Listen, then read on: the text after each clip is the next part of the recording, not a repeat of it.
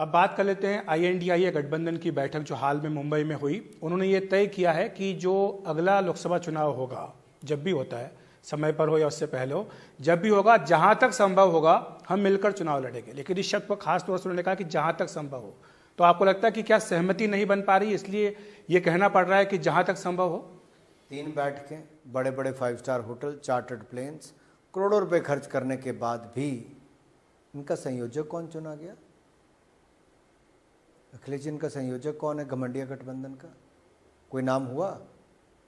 ये एक संयोजक तक नहीं चुन पा रहे। इनके पास ना नेता है, ना नीति है और ना ही नीयत है। ये तीनों में खोखले हैं जी।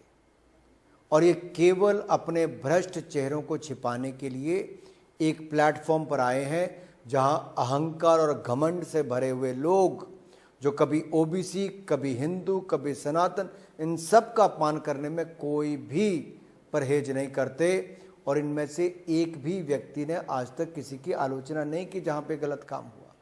ये देश देख रहा है, इन सबको इसके जवाब देने पड़ेंगे।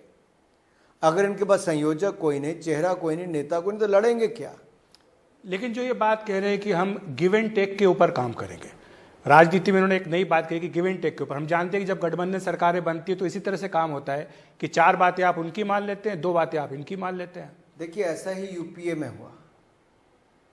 इतना असहाय प्रधानमंत्री हमने जीवन में कभी नहीं देखा। रिमोट कंट्रोल कहीं और था, सरकार कहीं और से चल रही थी।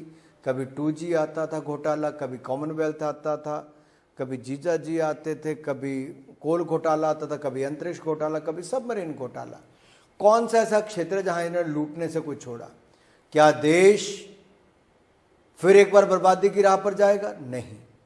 देश ने स्थिरता देखी है और ईमानदार नेतृत्व देखा है। और देश की जनता ने सही निर्णय पूर्ण बहुमत की मोदी सरकार बनाकर किया कि आप एक नेता को चुना, आज जो दुनिया का सर्वाधिक लोकप्रिय नेता है।